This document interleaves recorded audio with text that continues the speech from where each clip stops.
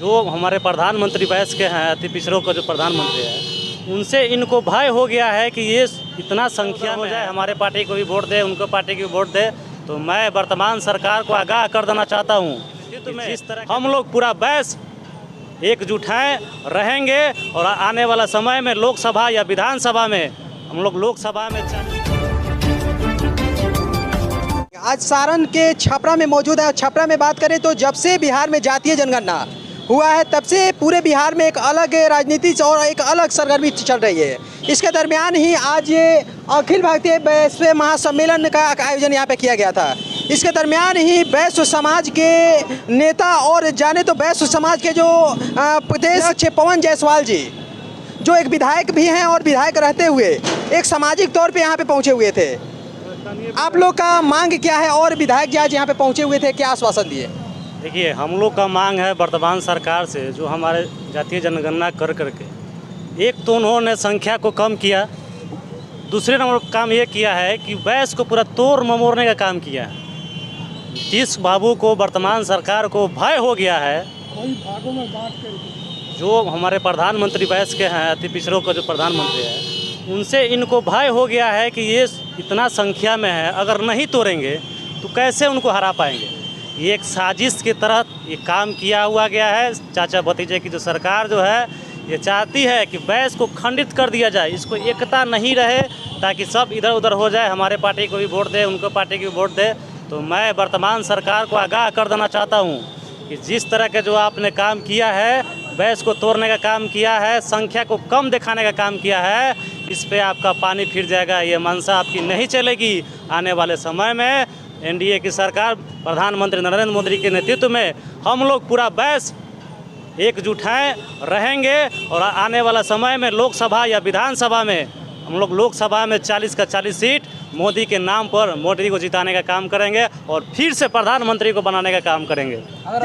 जैसे कि बताया जाता है कि वैश्य समाज की जब बात आती है तो वैश्य समाज एक पैसे वाला समाज है और वहाँ पे अगर बात करें तो बहुत सारे पार्टियों को डोनेशन भी देते हैं, जैसे कि विधायक जी का भी कहना था और आपका भी कहना है कि पूरे पार्टियों को डोनेशन देती है। तो आने वाले दिनों में क्या विपक्ष जो जातीय जनगणना करवा के आपके समाज का संख्या बल कम की है, उनको सबक सिखाने का प्रयास आप लोग कीजिएगा? देखिए, बात विधायक जी, हमारे जो विधायक जी हैं पवन जायसवाल जी, उन्होंने सही कहा है। वैश्य जो है उसको अपने काम से फुर्सत नहीं है, फिर भी अपने काम धंधा छोड़ करके इस धरना देने का जो काम किया है, इससे साफ जाहिर होता है नीतीश बाबू को या तेजस्वी बाबू को इस चीज़ को समझ जाना चाहिए कि जो मैंने अपना आमदनी को त्याग दिया, पैसा को त्याग दिया, हम लोग शांतिपूर्ण से रहना चाहते हैं, लेकिन हमारे जो वैश्य समाज को तोड़ने के लिए जो अब काम किए हैं, नीचे दिखाने का काम किए हैं, तो अब ये सब नहीं चलेगा। हम लोग जागे हुए हैं प्रधानमंत्री जी के आने से।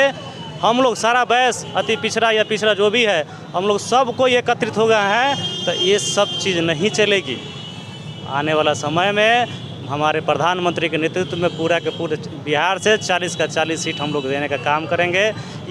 इसी का डर हुआ है वर्तमान सरकार को, पलटू चाचा को, उन्हीं का भतीजा जिसको बोलते हैं भतीजा, वही उनका नाम रखा था पलटू चाचा।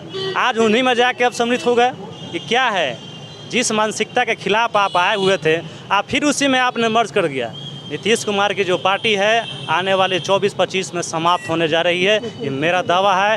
पूरा वैश्य एकजुट हो करके भाजपा को वोट देगी, एनडीए की सरकार बनेगी, बिहार में फुल बहुमत से बीजेपी की सरकार बनेगी और केंद्र में फुल एनडीए की सरकार बनेगी, पूर्ण बहुमत से फिर माननीय प्रधानमंत्री नरेंद्र मोदी जी का फिर से झंडा लहरेगा, फिर प्रधानमंत्री बनेंगे।